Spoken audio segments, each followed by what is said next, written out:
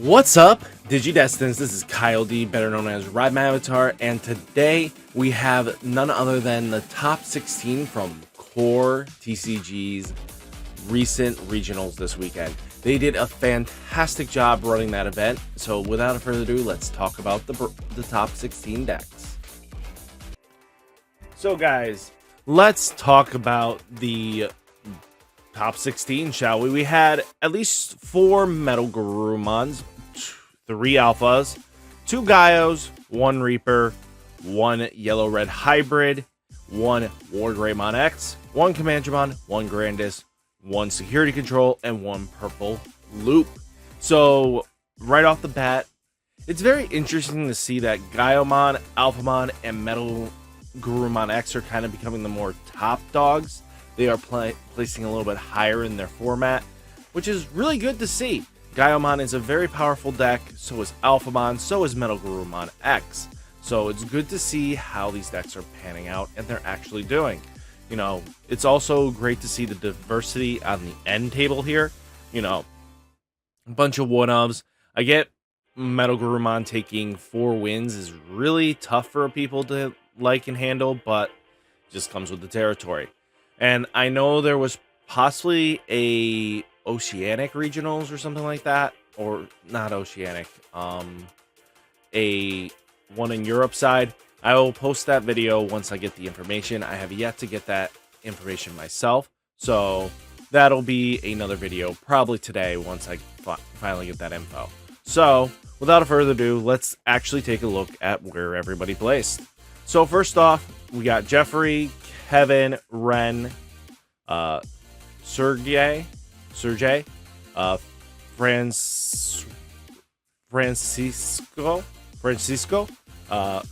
Valshia, Lloyd, Miguel, Corey, Brent, Thunder, Richie, Matthew, John, Cooper, and Aaron.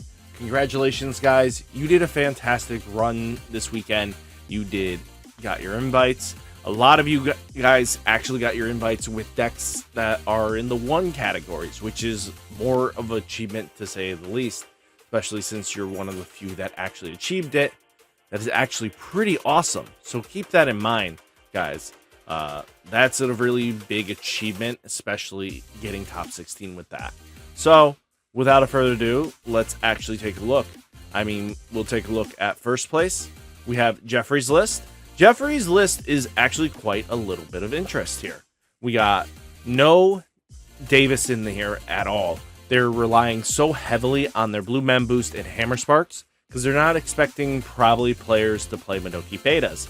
Well, and also your deck can actually get around a Madoki Beta if needed be. You might have to play a turn click slower, but it's not bad. I love the Cocytus Breath in there for the 1-of hit, so that if it's hidden security, you're going to actually bounce something, or if you need to just remove a threat off board before you actually get into the Metal Guru X antibody thing, you can actually use that to prolong your life. So that's not a bad trade-off. You know, we got 1 Analog Youth. I'm finding that Analog Youth is actually quite necessary for this deck. It is a lot. It is equal to Cool Boy, but since you are going to trash stuff, why not take advantage and, you know, if you're bottom decking it to adding pieces, it doesn't matter. At least Analog Youth will grab you any of your pieces that you might need, whereas Cool Boy restricts you on possibly not getting any pieces. So, I mean, that is just the trade-off sometimes. So, I feel like that's kind of where we're at here. 3 X antibodies. The real big surprise here is that they're only playing 3 of the Megas here, and they have a Blitz Omni as well. I mean, they're going ham on the Wargreymon combo, so they're hoping to achieve the win before they lose. So that's kind of the idea here. They're not going to go into the Mega beforehand. So, I mean, there is a lot of draw power in here, and it's really awesome to see that. So, it's just how the deck's going to play. The only time the deck really sucks is when you don't have the protection and you die on first swing. But with Analog Youth, that could mean you get back into your stack a turn sooner. So, I think that's just how this is going to play out. Madoki Beta is basically for mirrors and everybody else's Mem Boost and everybody's favorite card of the format, Alphamon. Being able to negate them for half their climb is really important in this format. Let's talk about Alphamon itself. This was the second place. I noticed they are playing Chumon. This is for the mirror match and for Blue Metal Garurumon. This is actually impressive, to be honest with you. I'm very happy to see this. Outside of what is the norm here, they are teching in 2 Alphamon from BT-06. This is probably for the mirror match, but also to extend your plays, because especially since you might not get to use most of your effects if they have a Minoki Beta on board, at least you can get the memory gain off of this attack, which is not bad, because what you could do here, and I'm going to say this now, is that you swing in with Greymon, and then you have the Alphamon here.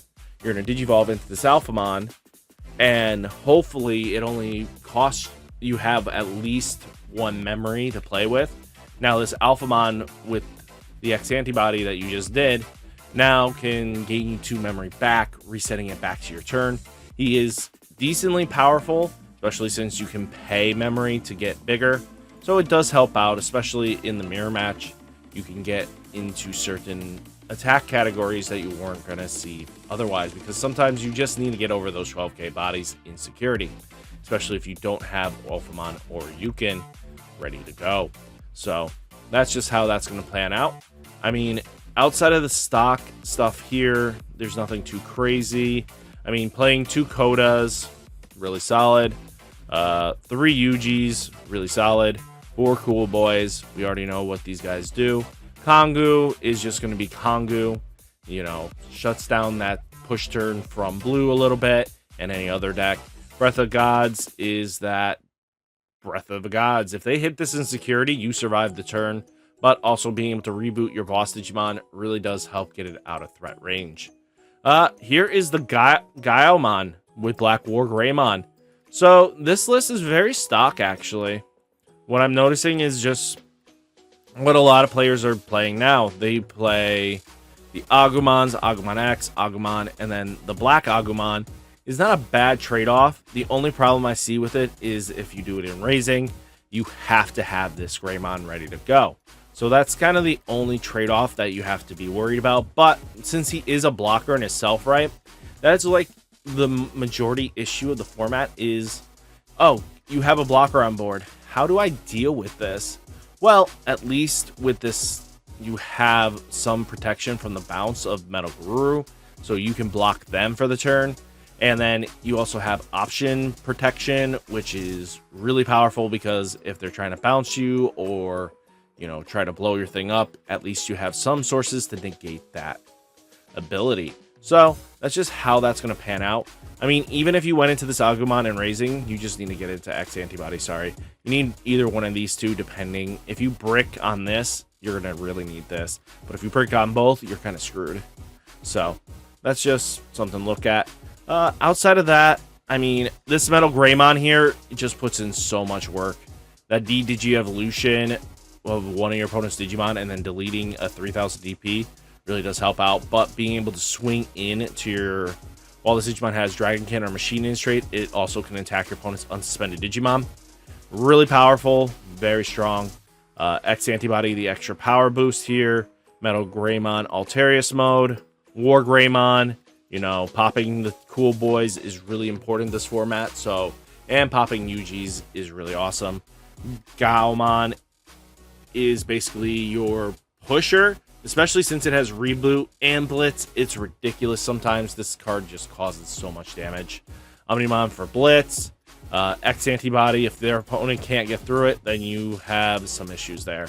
Gravity Crush, gain 2 memory at the end of battle, lose 2 memory. Not bad. This is a red mem boost. This is Tai, we know this. And then 3 cool boys. Outside of this, I faced this opponent, if I remember correctly, and congratulations getting 3rd. This is really an awesome achievement, actually.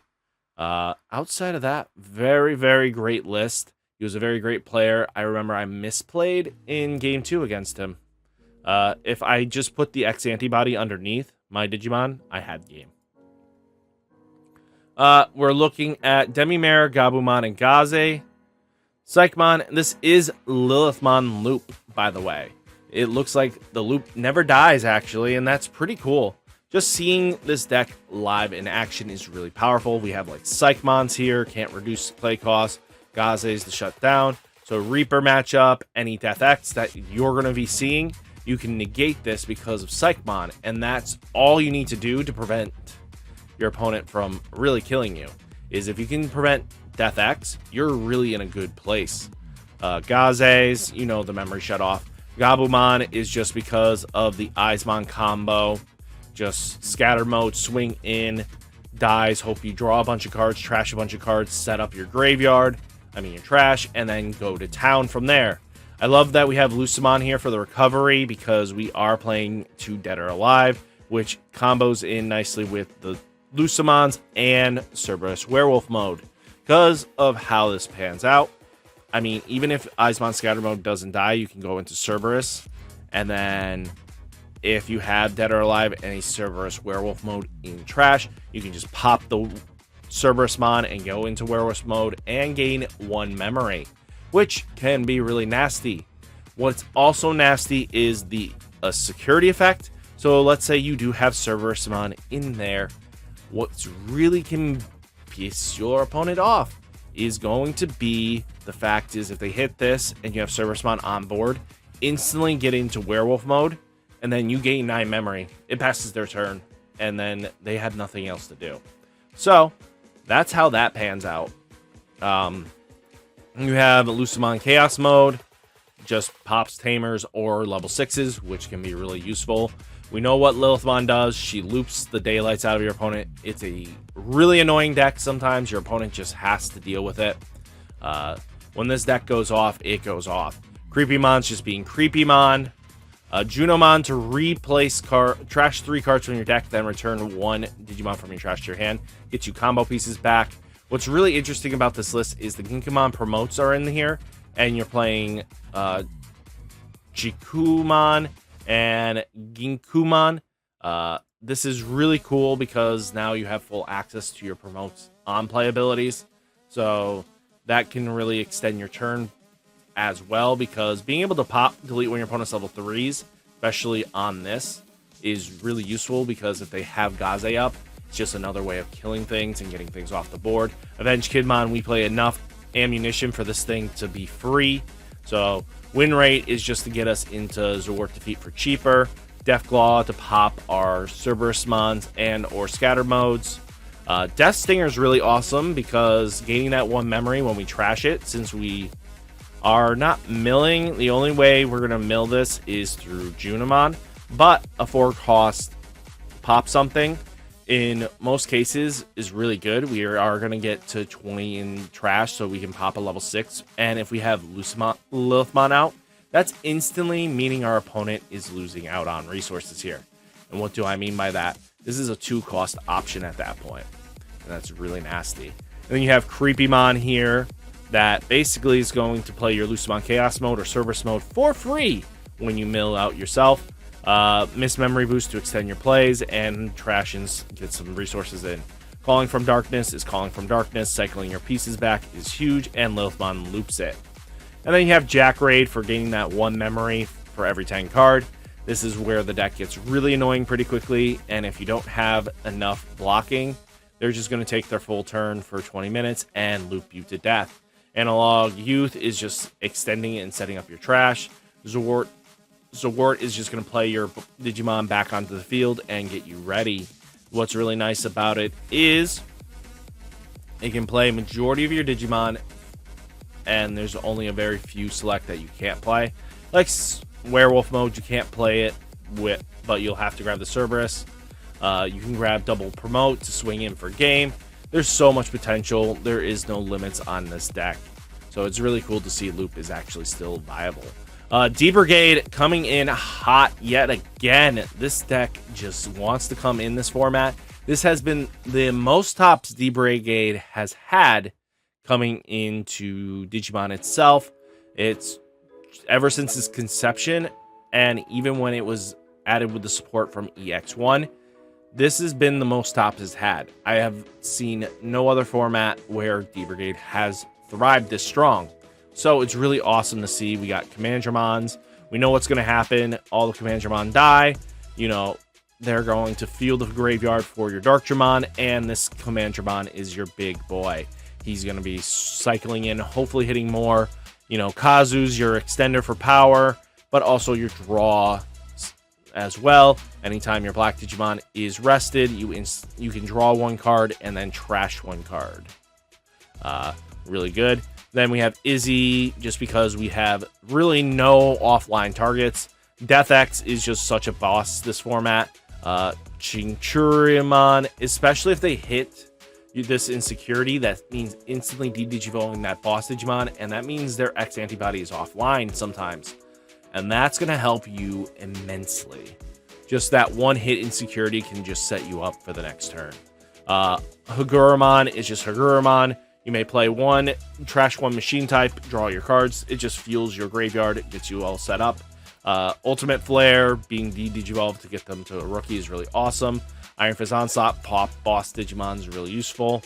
Pride Memory Boost is your extender, and your memory boost this thing. Kongu is just prevents people from killing you, and you know, cards cannot be added to security stack by your opponent's effect. Really useful. So I'm very impressed by this list. Grumble for game, you know, Seal Dramon. It's all 9 yards. It came together. Very powerful deck. Anybody that says the Brigade is not strong is sleeping on it. We know Mother D Reaper is still a powerhouse. All in all, still the same kind of deck list here. You know, you got Pleiades Head for your control, Starmons for control, Death X being Death X. You know, you got 20 Searchers, Pendulum Feats, Bubbles, Gatekeeper, the most annoying cards for a lot of players, Reaper, Mama herself, and then you have the X Antibody. We kind of know what this deck does. It just puts 20, gets majority of your D-Reapers underneath, and that's how you're going to hope to win here. And that's just how that's going to go. You got to get all your Searchers underneath Mama and build the wide board, keep checking, keep applying pressure, get your Gatekeepers live, and go for Reaper for game. And this one is really interesting. We have yellow, black, purple Security Con, which is really awesome. We only have 3 more decks to talk about, but basically what this deck's end goal is to stall out. Most of their security bombs are going to punish you like crazy. I love the Sora Mimi tech. This is for if you're facing against D-Reaper. This is instantly really powerful because they only have Starmon in that deck. All the rest, this will instantly gain you a ton of memory. Izzy, Joe, you know, if they go wide, your opponent goes wide, that's the same thing. What's also really nice is when one of your purple Digimon attacks, you may suspend this tamer, draw one, trash one card. This can get a fall down mode going live. So that's really where that comes in. Chaos Degradation is Chaos Degradation. We already know what's going to happen here. Basically, best removal in format for now. Ultimate Flare is basically that DTG evolution. Iron Fist Onslaught, popping big boss Digimon. Flame Hell Scythe is basically to replay your Magna Angelas or Angelwolmon from your trash, which can really apply a lot of pressure here, and it's ridiculous. Holy Wave, triggering recovery +1. Reinforced Mem Boost, delays. Yellow Mem Boost, delay. You know, searching out your pieces really does help out. Sukuyamon slows down the OTKs really nastily. Death Xmon, you know the drill with this card. Wide board, punish it, and then constantly just blowing up your opponent's field as you need. Salamon for the Upamon train, and that's about it. I mean, nothing too crazy outside of just being a really interesting way of playing security control. I think this is very solid and a great 11th place run. Good job. Next, we do have the Wargreymons, all the power. I love the one Gaia Force. It really does round out the deck nicely, but we also have one Agunimon for that hybrid game status. 3 ties, 2 cool boys, 2 X antibodies. Really solid there. You know, the whole build a stack up, gain Unga Bunga big numbers or Unga Bunga multi-security checks really does help out. The deck can just go off like nothing else seen before. You know, you have Wargreymon for when this Digimon attacks. When Digivolving, this Digimon gets an extra security check for the turn, which can lead into being extra like 4 checks where Wargreymon just clears house. And then it just goes like, yeah, boys, we got there. Especially since this deck can hit 17 very easily, so it gets over most any physical bombs. So I think that's really powerful that you're going to be dealing with security like that, and there's no issues with that. So that's very powerful in itself. Next, let's talk about the blue-green Granquagga. Seems like this is the go-to deck for Granquagga, and I kind of support it. The only reason I don't understand is Greymon, but maybe they like the Digimon and they wanted to play it. It's a 0 cost, but it's a 5,000 DP. Not terrible. It could survive a little bit of hits. Kukuamon, basically that 1 cost evolve extra security check does help out sometimes, especially if you can't get into Granquagga. At least Grandis can get an extra security check in. Terriermon just being Terriermon. Quaggamon X antibodies just being Quaggamon X antibody. It lets us search our buggy boys, and that's about it. But it can also build up a stack for Granquagga. Tentamon is your searcher. Kumamon and Korikaku are basically to digivolve on top of your Davises for game. But what's really nasty is that Davis into Kumamon and then into Korikaku for 3 cost can lead to stunning one of your opponent's Digimon, depending on the situation, and that could lead you with some potential, especially in the mirror match. That could be all you need to actually win the game. Weedmon is just basically, if it's Digiburst out, gain a memory. They are playing Kukuamon X antibody, so this card gives piercing. So that's just another way if you can't get into promo Okuwagamon. So very solid tech choice. Kabuterimon 1 cost evolve. You know, Okuwagamon X antibody. Basically, you're digivolving onto this and going to town from there. 2 Gigadef, suspend one of your opponent's Digimon, then place up to 10 of your opponent's suspended Digimon at the bottom of their owner deck in any order. Megadeath, suspend one of your opponent's Digimon, then return one of your opponent's suspended Digimon to their hand. Really powerful, especially great removal all around here. Green Mem Boost, searching out most of your pieces here. And then Davis, if you see a hybrid and any of your green pieces, you get some added value draw. Next, we do have finally yellow-red hybrid. So what's really awesome is you have the Gigimon here for the draw. You'll get the Guillemon here for the draw. If it survives in any way, shape, or form, you can go into Guillemon X antibody and get another draw from that. Really powerful is Fireball, especially when your opponent's least expecting it. If they don't have anything out, you can get a +2 very easily, but you can also pop any of their rookies they play for their searches because we all need those search rookies. Gaia Force is just a nasty security bomb. Sunrise Burst is equal to Gaia Force at times, depending on the board state. Reinforcement Boost is just straight up gas here. Tactical Retreat, basically cycling your Jet Sylphie back in and out of the game. It really does help out. Nothing too crazy out of there. I mean, you got a Goonie Burning Greymon just so you can get on the tie as well. I mean, it's not terrible, especially if your opponent has memory blockers or anything like that. You can go a Goonimon on top of Tai, or a Goonimon on top of a Guillemon, and then go into Burning Greymon for 1, and then pop something. It's a 3 cost play, but it's not terrible. Tai and Kari extends your play. If you have 3 of your security, gain 1 memory. If your opponent has 3 of your security, gain 1 memory. When one of your red or yellow Digimon attacks, you may suspend this tamer. All your opponent's security Digimon get -2,000 DP, making it less threatening for you to swing in. TK just basically searches your security, grabs whatever you want. TK Kari, basically making it so it extends your memory plays, but also minusing your opponent's Digimon's DP. Zoe's just Zoe. Boys and girls, Zoe's just nasty. Being able to grab any of your hybrids is huge, and especially it recovers you 1. Kari's here just to gain us memory when we recovery 1 only on our turn, remember, boys and girls. And then TK for that extra 2,000 DP. So guys, what did you think of all these lists? Core really ran a very smooth tournament. I played in it. I got 55th place. Not a terrible run. I think hopefully next time we'll get that top 16. Guys, without further ado, remember, like, comment, subscribe, and I'll catch you in the next one. Peace.